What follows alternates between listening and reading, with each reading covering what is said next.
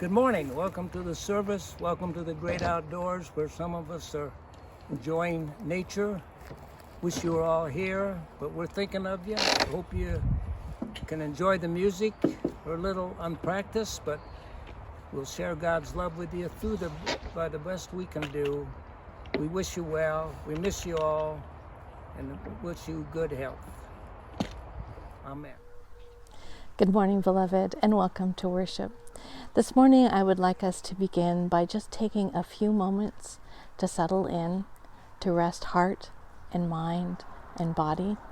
One of the things that centering prayer has taught me is that even though we are in the middle of life, in the middle of traffic noise or dogs barking or children playing, that no matter where we are, that there is silence available if we just receive it. Let us just receive God's silence in this moment, no matter what context you're in this morning, allowing ourselves to simply be present to God and to one another. Let us go to our God in silence.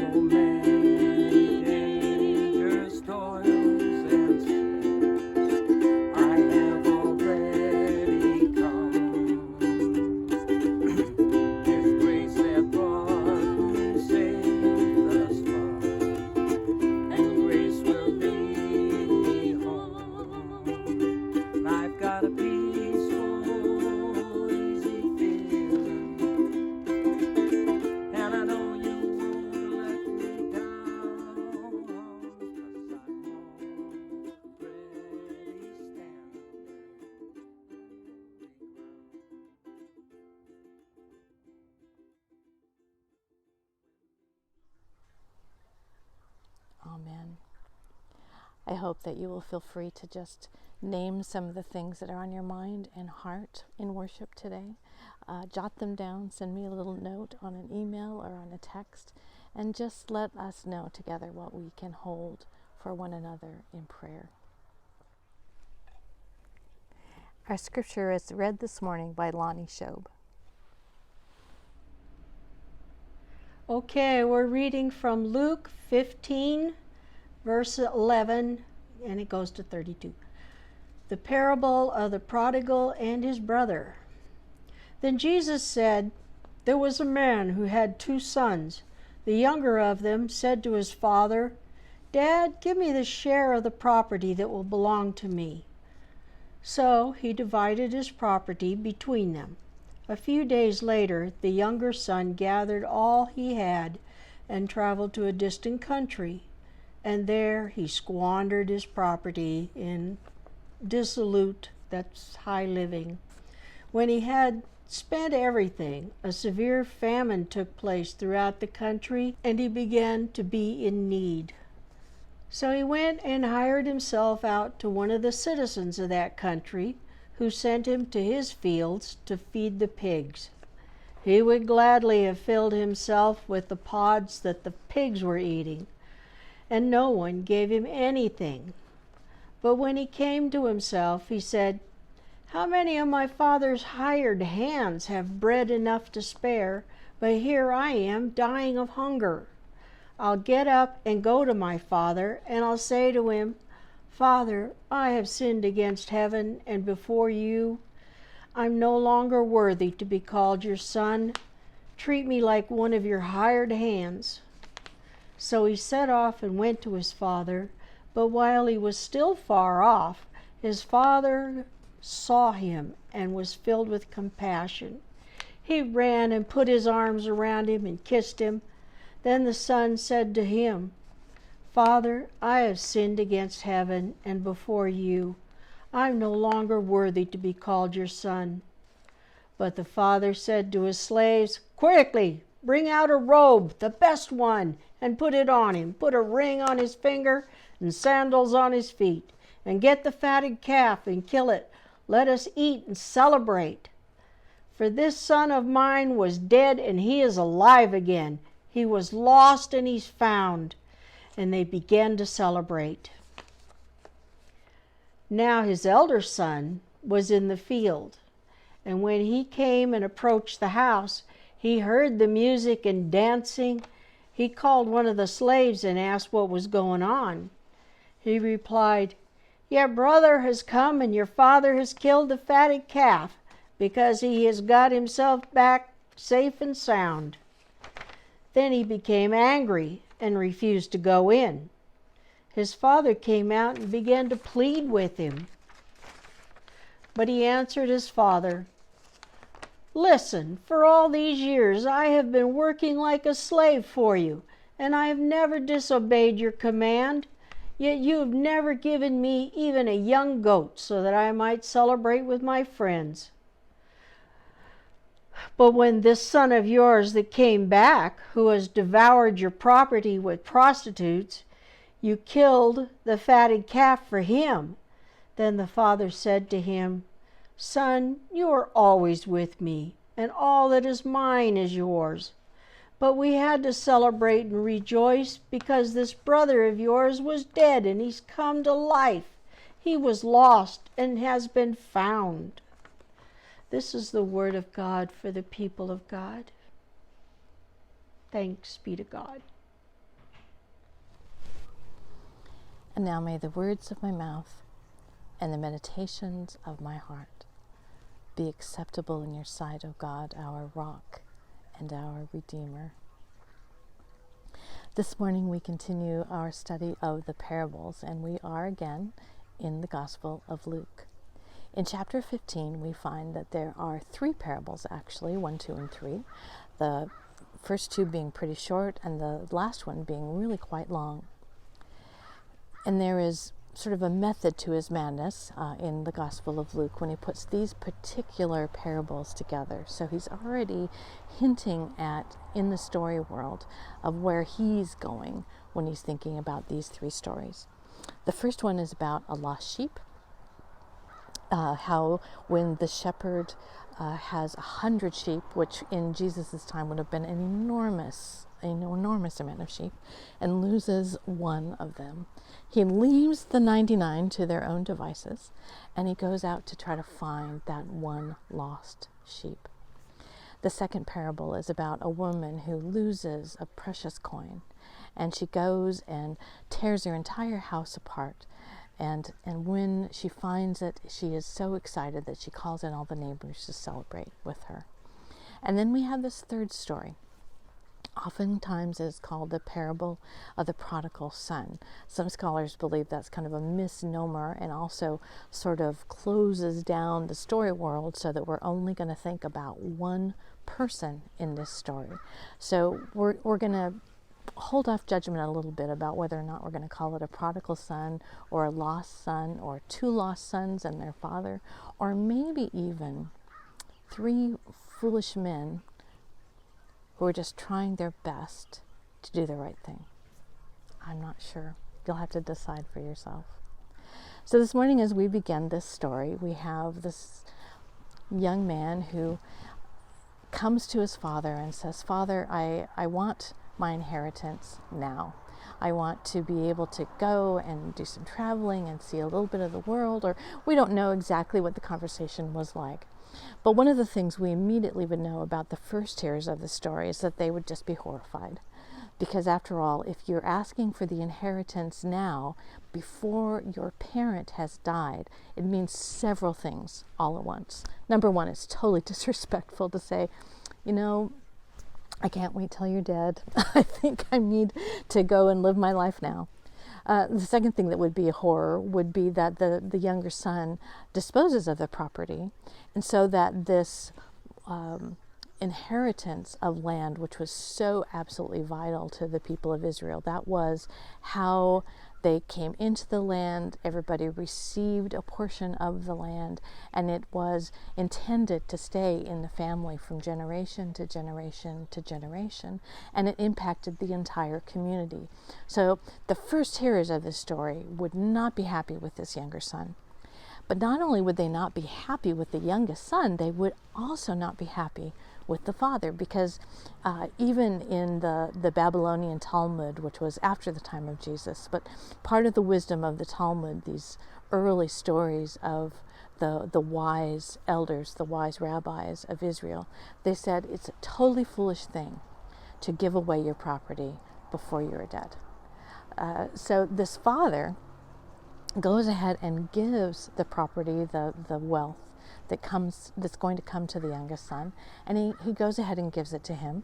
The son sells out the property, so it's no longer part of the estate, and he goes off to play, to go off and to spend the money, to entertain himself, and probably he had a bit of a not being too smart about his own finances and whatever, and of course he finds himself in trouble really, really quickly. So then we have the father, who we are told basically it does something that fathers should never do, and that is he gives in to the demands of the son, and he goes ahead and gives him the inheritance, and also gives the inheritance to the older son. Apparently, it's a very short little verse in there that said he divided the property between the two sons. Normally, the oldest son would get what they call the double portion, so he would have double whatever the estate was, and then the youngest son would have the leftover, whatever that was. And so apparently he divided up the estate between both of his sons. And then the story goes on, and the youngest son gets into trouble. He's in so much trouble that he ends up working as a day worker feeding pigs. Now, we know enough about Jewish tradition to know that this would have horrified anyone. It was like the very last dregs of any kind of a job that anybody would want to have, but particularly a Jewish man.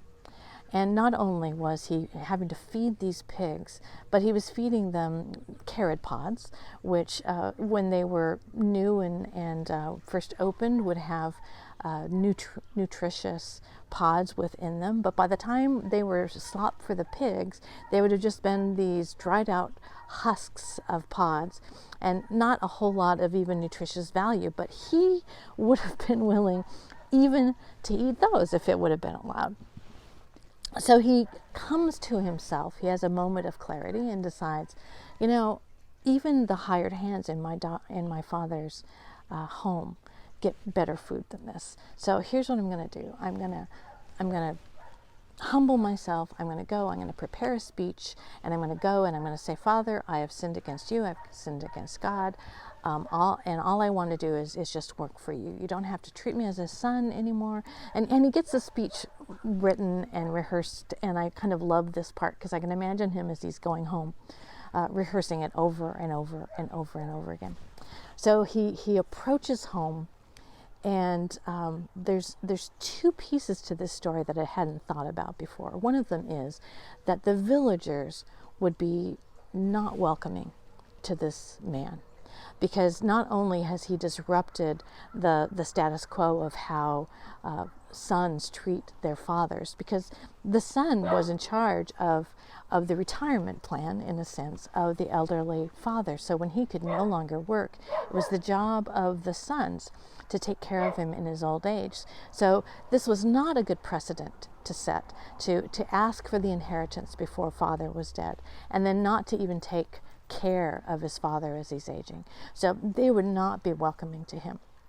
So some scholars believe that when the father sees the son and he grabs up his robes in a very undignified way, and he doesn't just walk with dignity to greet his son, he runs. There's at least a few scholars who believe that this was because he was afraid that if the villagers saw him first, his son might really be in trouble.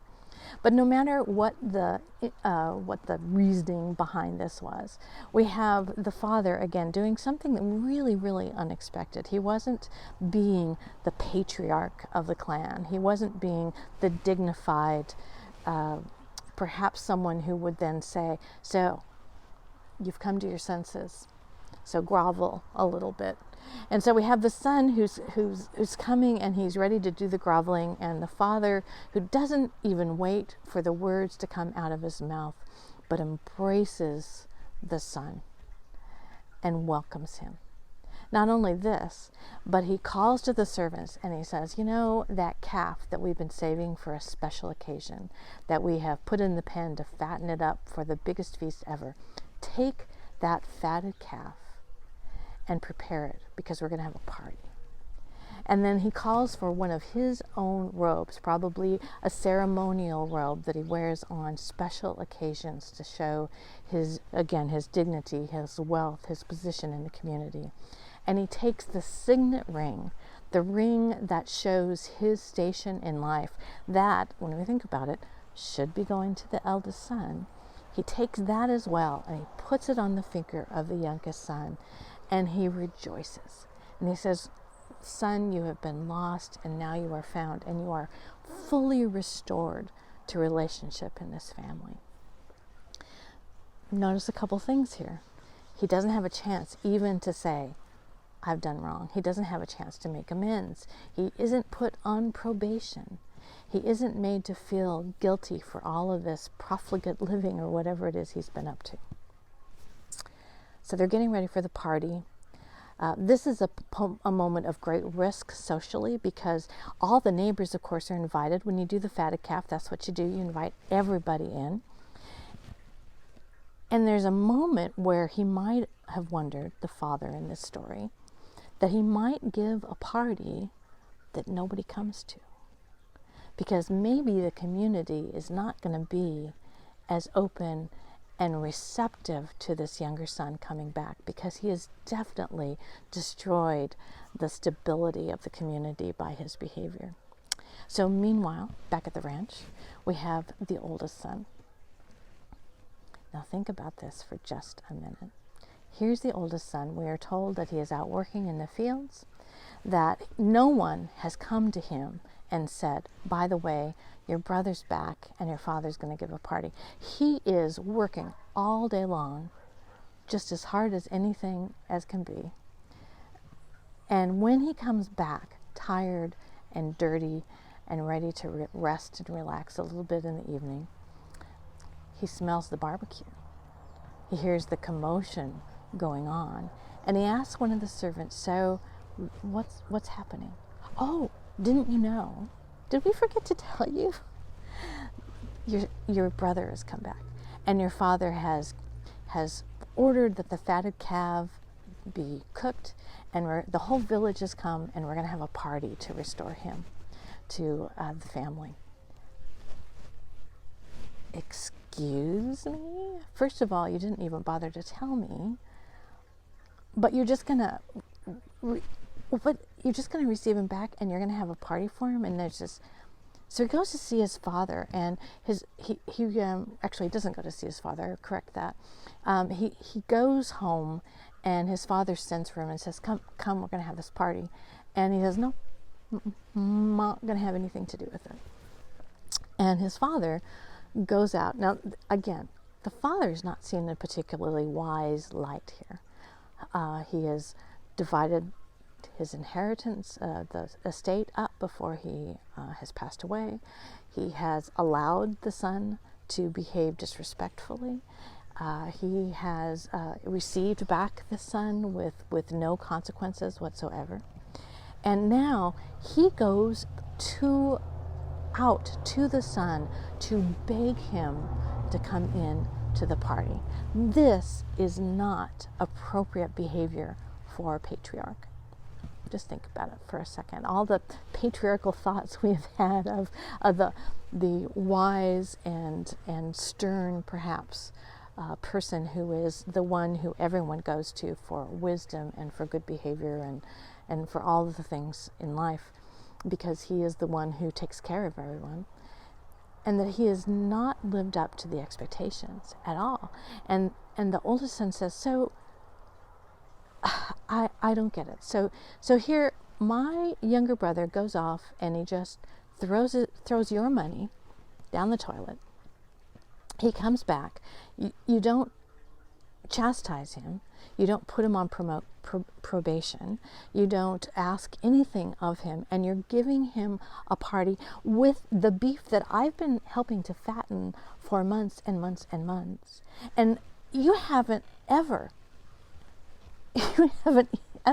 even given me a little goat to have a barbecue with my friends. I wish that I didn't understand this perspective nearly as well as I do, because I have to say, in this story, I kind of get where the oldest son is coming from. Okay, so we've kind of deconstructed the story a little bit. And what is the story supposed to be about? Well, first of all, it's very, very long. It's got a lot of moving parts to it. And of course, in Luke's gospel, what he's trying to say is, look how absolutely gracious the Father is in this story.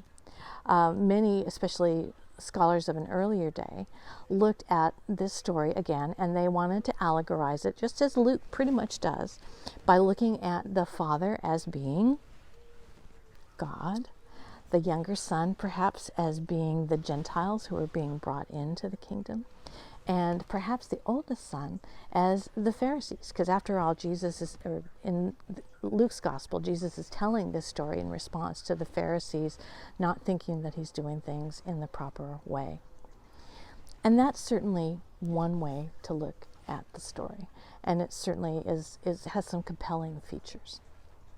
But when I start peeling back the layers of the story, there's really no one in this story that behaves themselves in the expected way.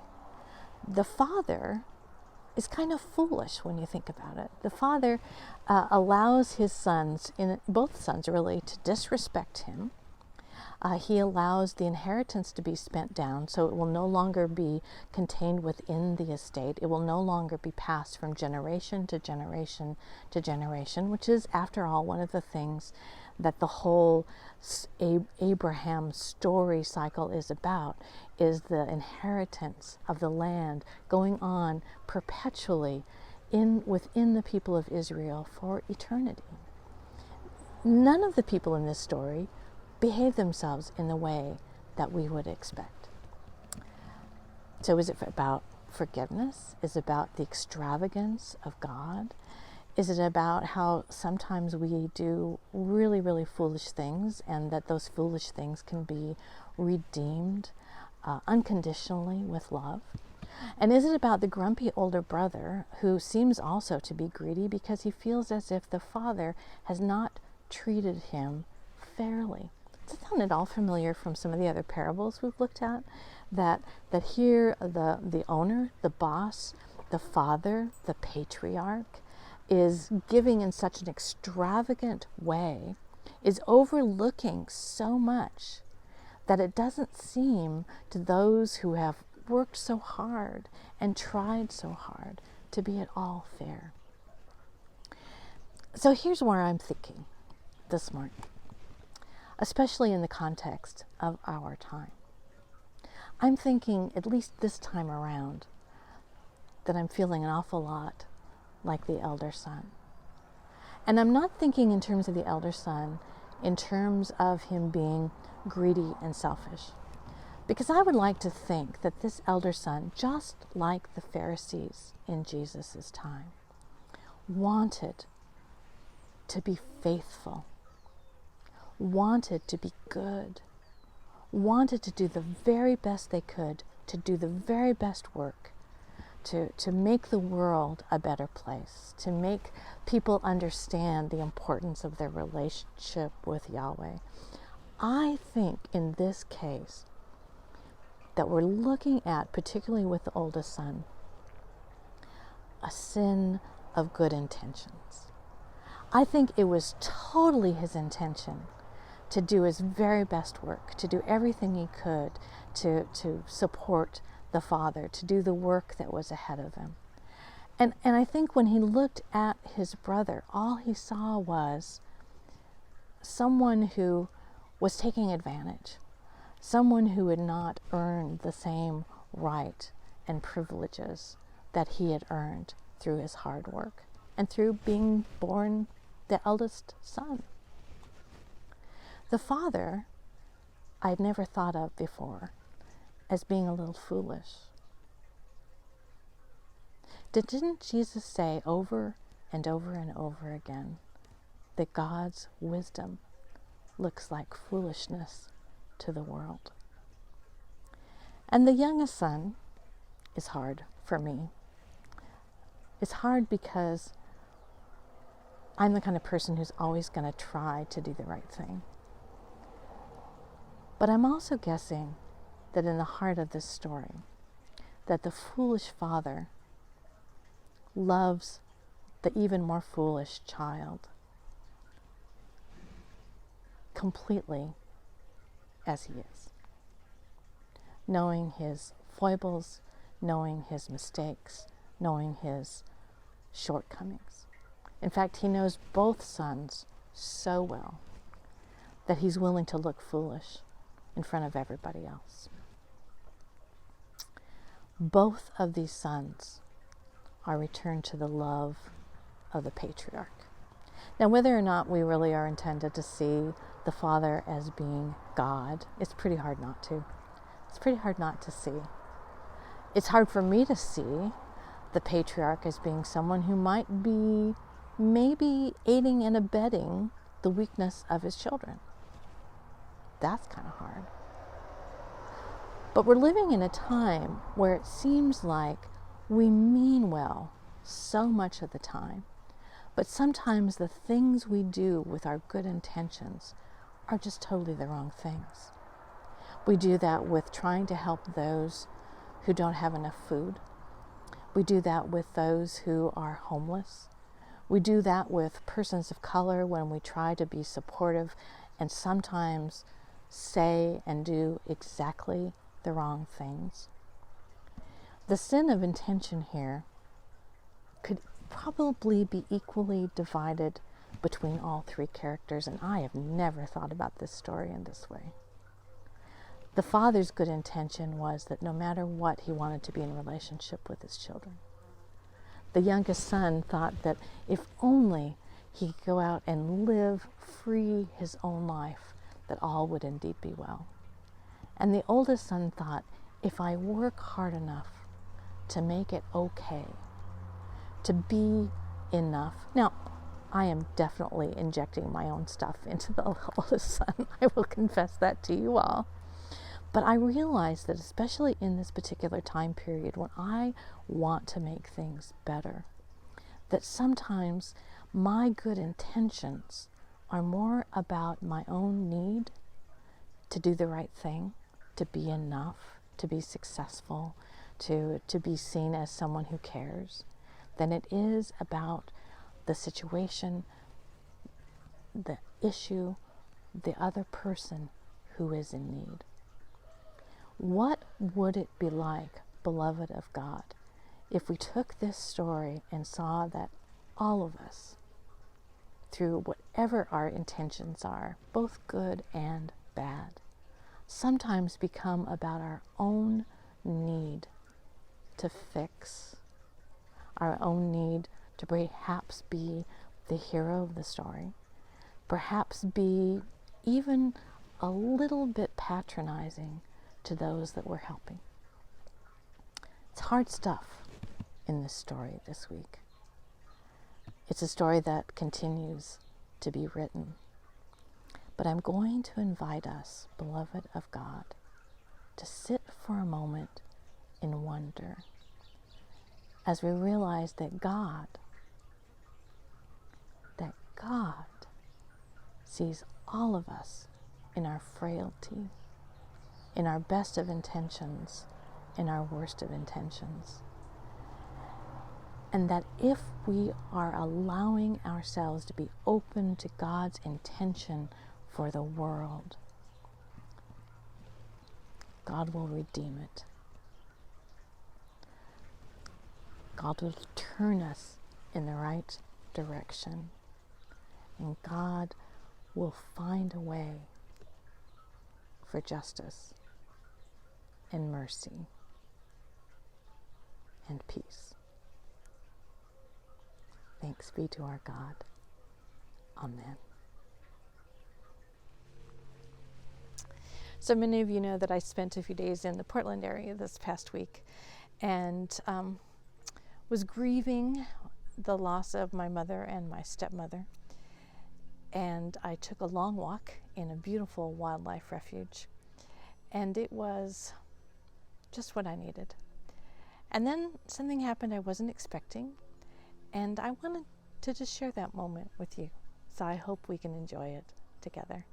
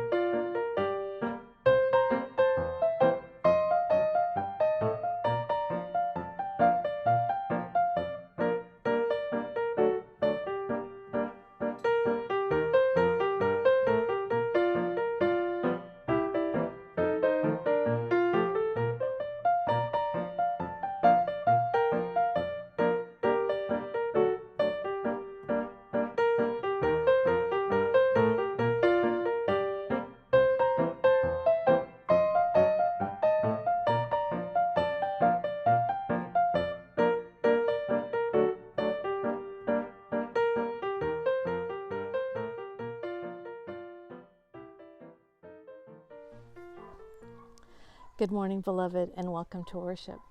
This morning, I would like to begin by realizing I don't have any makeup on. Does that matter?